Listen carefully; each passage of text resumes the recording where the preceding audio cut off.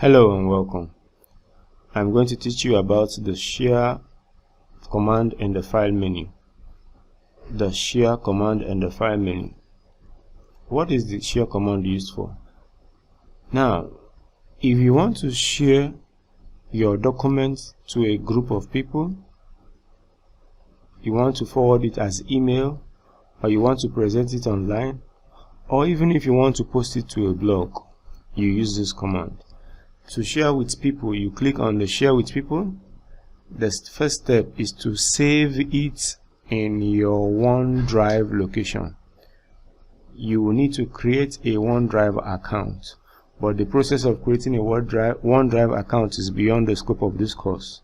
So the next one, email. If you want to share your documents as an email attachment to other people, of course you need access to internet. This also is beyond the scope of this course. So present online and post to a blog, that is what you use the share for. As well, if you want to export your document as PDF, or rather if you want to save it as PDF, use the export command. Clicking on the export command, it gives you the list.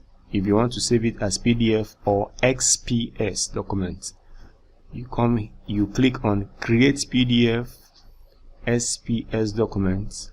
When you click on it, the export dialog box, or rather publish dialog box, appears. What you will now do is you click the location. For me, I normally save on the desktop. This is not a good practice anyway. If you want to save, you save in your document. But for the purpose of this course, we are going to be saving on the desktop. So you click on the desktop.